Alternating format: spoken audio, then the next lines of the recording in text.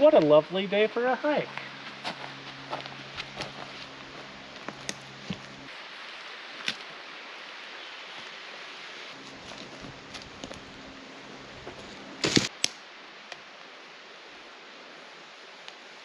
I don't want your window seam. No means no.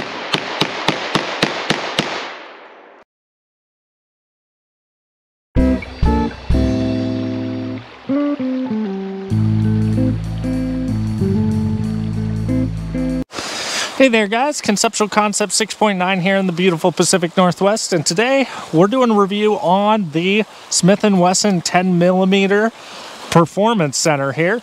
I got this just a couple months ago. Since I got it, I put about 400 rounds through it so far. I've been pretty impressed with it. But why I got this was because, as you can see, I'm in the forest here. We've got larger game animals that we might have to deal with here.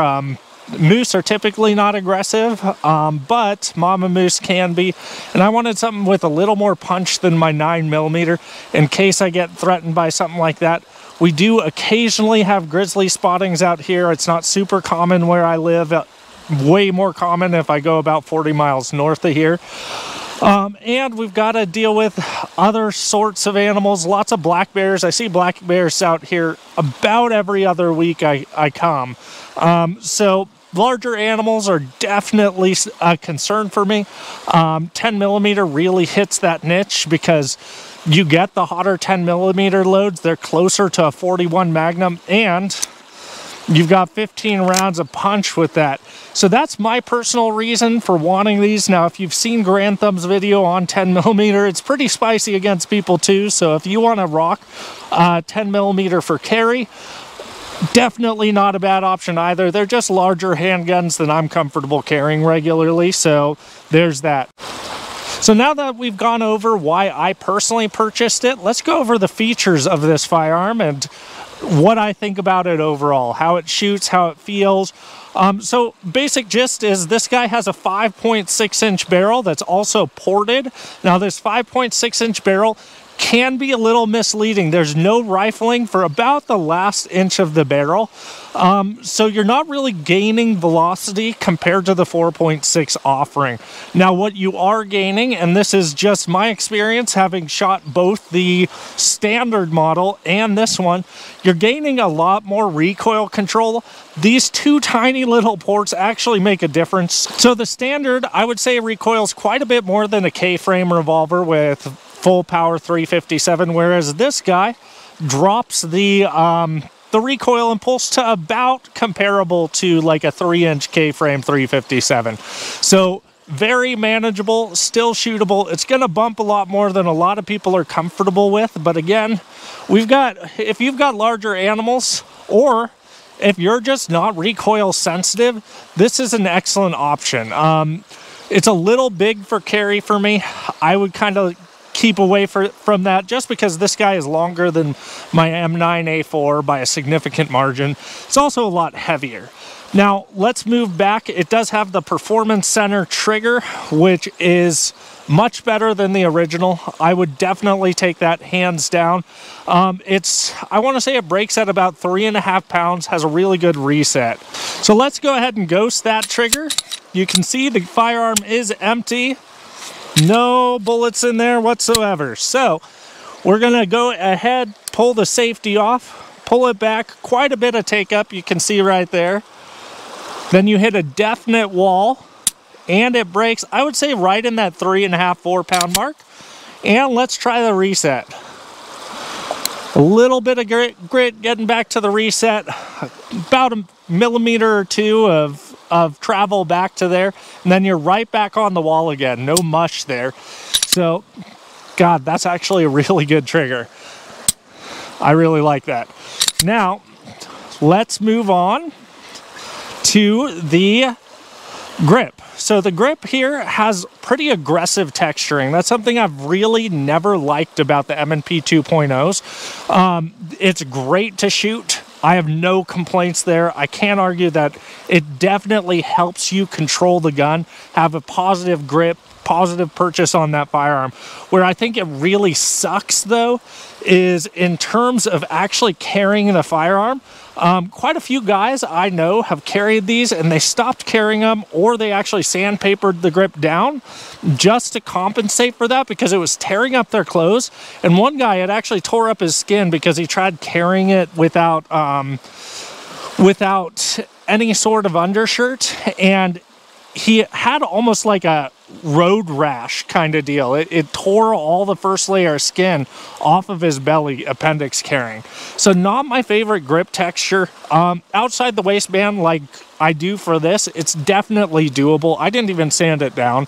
But in terms of appendix carrying, any M&P 2.0, I don't really enjoy that much. Now, this guy does have ambidextrous slide release and a reversible magazine release. So for you lefties out there, this will definitely do the trick. It also comes with an ambi safety. That's something I don't particularly like about this gun, and I wish they offered it without it. I'm actually going to do the safety delete kit on this just for my own personal sake. I find myself, because I never shoot with a safety. Again, if you train with 1911 safeties, if you've got that muscle memory down, don't think this is crap. This is just my personal preference, what I've trained for, what I'm used to. This guy, I've drawn it multiple times. You'll see in the shooting video, I draw it and I forget to flick off the safety. That is user error. That is 100% training. It's not because you shouldn't have a safety. If you like safeties, if you're gonna train with them, rock on, you do it. But I'm probably gonna delete this safety personally. So the sights on this are suppressor height sight and night sights. So I wish they would have done one or the other personally, because when you put a red dot on here, I find in low light, night sights get distracting. You already have an illuminated red dot on there, so you've got your night fighting capability down flat. You add 3 extra green dots in your sight window, it gets really distracting really fast shooting low light. So I wish they would have just done the standard 3-dot sight or just blacked out sights personally. Either that or offered it as one or the other. Now it is nice if you're just running iron sights, you have no intention of running the red dot. It's nice to have those because low light night sights do help quite a bit. But in terms of red dot usage, I find the night sights to be more of a hindrance than a benefit. So I'll probably, if I end up putting a red dot on here, I'll end up replacing these with either just blacked out sights, or if I can find someone who wants to trade out their suppressor height just white dots, I'll probably end up doing that. Now, how's reliability been on this gun? This gun has been incredibly reliable overall. My first magazine, I did have 3 malfunctions, but past that first magazine, it has worked 100%, no issues within the 400 rounds I've fired, and I haven't lubed it at all. I think it just needed a couple rounds to really break in and start operating properly, but no problems there. So let's go ahead and get to doing some shooting. You'll see me complain a bit. That's because I'm kind of a pansy. I don't really like shooting 10mm that much, but let's do it. All right, guys, I forgot my shot timer, so we're going to go ahead and try this guy out. I'm going to do a bill drill. I'll annotate the time in off of the recording, and let's see how we do with this Smith & Wesson 10mm.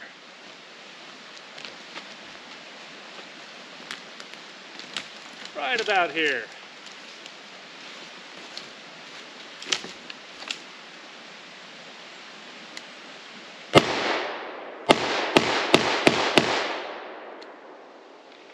All right. So I did trip up there. Haven't shot this gun in a while, and it's always kind of,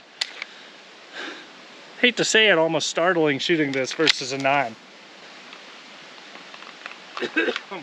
Hearing something, the Wendigos out here. So this thing definitely jumps. This time I got it all in the A's. One was on the line, but it kind of reminds me of shooting full power 357 out of a K-frame. Very similar recoil impulse. All right, so lastly, you will see that I do have a light on here. This isn't really part of the review, but I did want to make a point to state that for a woodlands, a hiking, a camping gun, I think it's really important to have a white light on your pistol. Main reason is because, especially camping, you have no ambient light out here. So it gets pretty dang dark. And if you have some bear or some predator wandering into your camp at night, it might be beneficial to have a light source on your pistol to be able to locate that and accurately put fire down on them. Now you'll see this is a Holosun PID. I don't have a ton of time behind this, so I don't want to give it a good thumbs up here yet, but I got it at the gun shop I used to work for really a steal of a deal. Dang near like what you see those like gas station flashlights for. So I went ahead and picked this guy up. And holster wise, want to give a shout out to Carry Concealment. He is making quite a few different holsters for this Holosun PID. They work very well. This is what I use hiking around. It's just a hip holster. They work very well. They're made for the PID. Very easy to use. He also does a lot of competition style holsters as well. So if you'd like to check him out, I'm going to go ahead and put a link to his website down below because he makes some really quality holsters. He's also local here, so I'd really like to support him. So after all of this being said, what do I think about this pistol? I really enjoy it. I think the niche for it, or the niche for it, personally would be 100% a woods gun, a camping gun, something like that. It's a little big for most people to EDC. If you do want to EDC it, rock on. Probably not going to be appendix rig being this long, but if you're a giant of a man and you can do it, do it. This guy has been entirely reliable. It gives you a pretty decent amount of velocity. It gives you a lot of firepower for a camping pistol. You get 16 rounds total, including the one in the tube, to deal with whatever threat, and your reloads are much faster than revolvers, which have kind of been the king of woods guns overall for the last forever. But I think this guy really fits that. I would strongly recommend it. I've really enjoyed owning it. I really feel confident walking out in the woods here now. I was just carrying a 6-shot 30-57 Magnum, which probably would have dealt with most of the stuff out here because grizzlies are pretty rare. Last sighting it was 2022 as far as I could tell. But this guy gives me a lot more firepower. If I'm really worried, I can stick an extra mag in, do a quick reload even if I need to. So really enjoy this pistol. I recommend it highly.